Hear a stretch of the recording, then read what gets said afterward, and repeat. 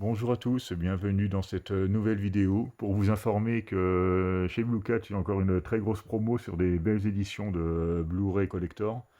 Il s'agit de la collection Remini Angoisse, les fameux digipacks que l'on peut trouver pour de nombreux titres des années 70 principalement.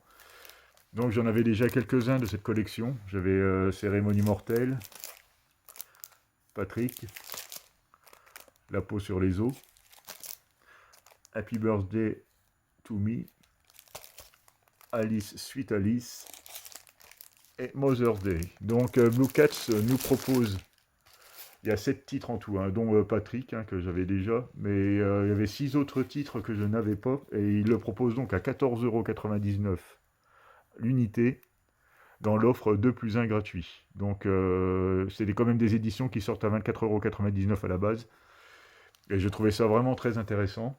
Donc plus, vu comme je suis mon client là-bas, j'ai en plus 6% qui sont dégrevés, alors ça m'est revenu à 9,40 € l'unité. 9,40 € l'unité, donc au lieu de 24,99 €, ce qui est vraiment intéressant. Et bien sûr, c'est sur des produits neufs. Donc on va unboxer tout ça. Bon, ça va être des unboxages rapides, parce qu'ils ont toujours la même présentation. C'est toujours donc des combos DVD plus Blu-ray, avec le livret et des bonus inédits. On retrouve toujours les mêmes présentations. Voilà. Donc le premier, le métro de la mort, avec l'affiche originale du film. Ça, c'est toujours sympa, c'est toujours bien présenté. Donc là, il s'agit d'un film anglais de 1972, avec entre autres Christopher Lee, Donald Pleasance et Norman Rushington. Bon, je peux vous lire les résumés vite fait, comme ça, ça meublera un peu. Donc, à Londres, 2 étudiants américains découvrent un homme gisant dans une station de métro. Lorsqu'ils reviennent sur les lieux avec un policier, le corps a disparu. D'autres disparitions du même genre sont intervenues récemment. Que se passe-t-il dans les entrailles du métro? L'inspecteur Calhoun mène l'enquête. Donc là, le métro londonien abrite une terrible menace, un film référence des années 70, disponible pour la première fois en haute définition. Donc voilà. Bon, le livret, c'est toujours la même chose, c'est des livrets explicatifs des tournages, et donc je ne vais pas vous leur faire une présentation en profondeur pour chaque édition, autrement ce sera interminable. Donc le deuxième, c'est Terreur sur la ville. Donc un film de 77, et on voit le look, ça m'a fait penser un peu à Vendredi 13, le 2, surtout quand c'est Jason qui prend du service.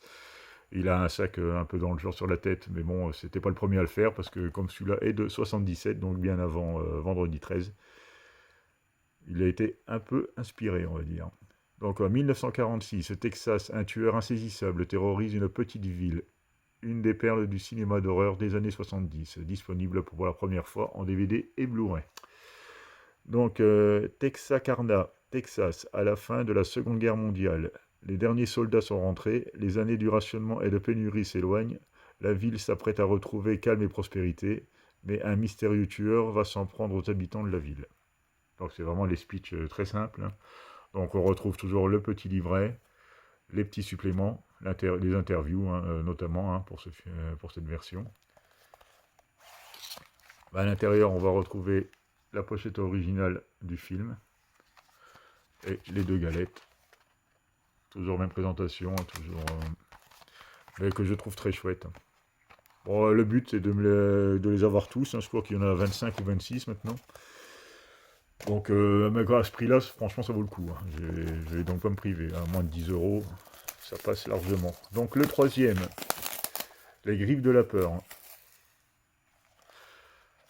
Donc un film de 1969. Donc un scénario diabolique signé Joseph Stefano, à qui l'on doit Psychose quand même. Des séquences impressionnantes, un film rare disponible pour la première fois en définition. Tante Dani vit avec son neveu Luc et ses nombreux chats. Elle décide que lorsqu'elle décédera, ses animaux hériteront de sa fortune. Mais quand Willy, le frère de Luc, revient vivre à la maison avec sa nouvelle compagne, la vieille femme change d'avis et fait de Willy son unique héritier.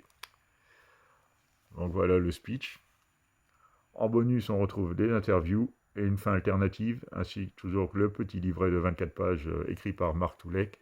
qui est décidément abonné à toutes ces éditions. Là, on retrouve l'affiche du film original, les 2 galettes et le livret. Toujours avec des sérigraphies différentes. C'est bien chouette. Donc le 4e, je vais essayer de remettre ça correctement, voilà. Le 4e est nettement plus connu, il s'agit du Bal de l'horreur, avec Leslie Nielsen, hein. Oui, il n'a pas fait que de la parodie, hein. Il a fait aussi des films sérieux, et Jamie Lee Curtis, donc qu'on ne présente plus.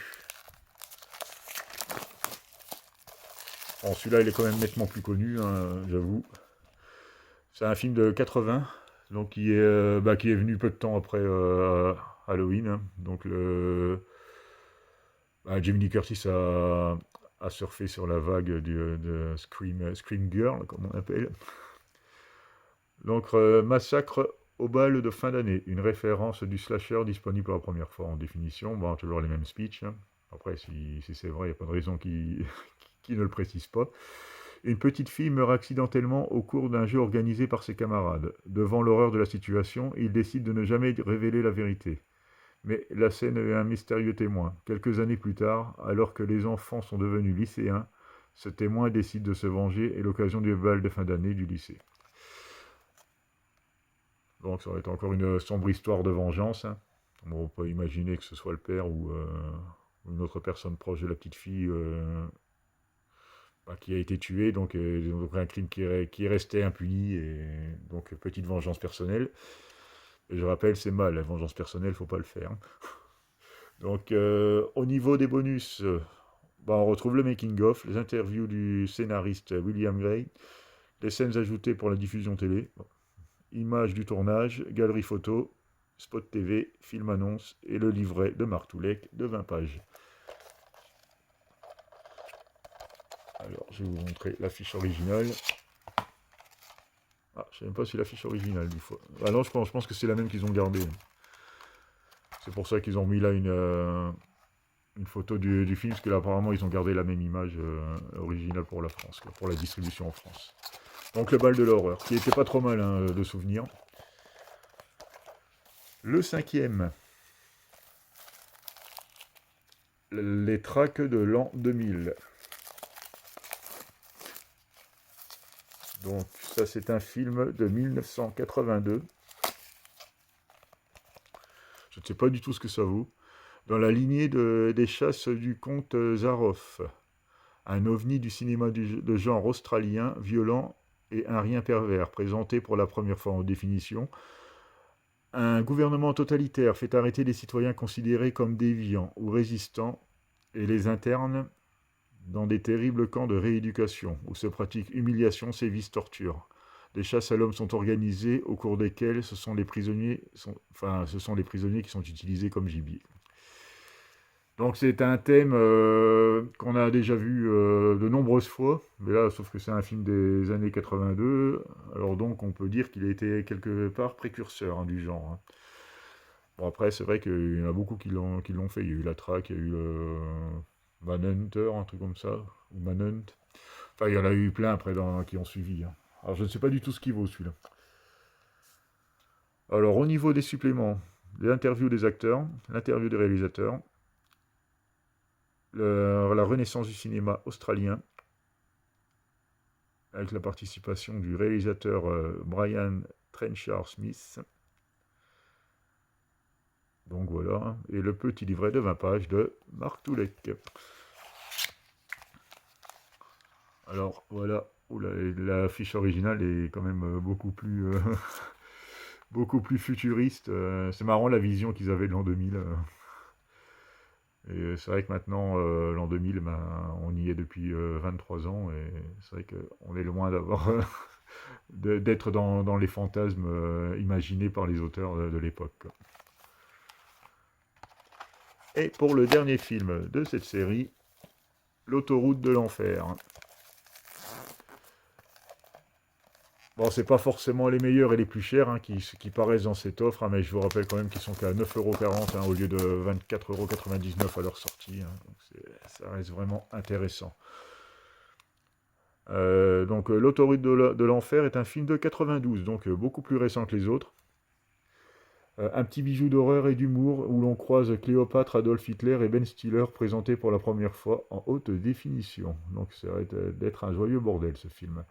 Décidés à se marier malgré l'opposition de leur famille, Charlie et Rachel se rendent à Las Vegas. Mais la rencontre avec le sergent Beldam, sorte de flic zombie, bouleverse leurs plans. Lorsque celui-ci enlève la jeune femme et disparaît, Charlie découvre que pour retrouver sa fiancée, il doit se rendre en enfer. Quel programme! Ça a l'air d'être un peu comédie horrifique. Je ne sais pas si c'est vraiment sérieux comme film. Mais bon, là, c'est Omega Flix, je connais pas le magazine, hein, donc dit qu'un mélange de genres qui n'est pas loin d'être un divertissement parfait.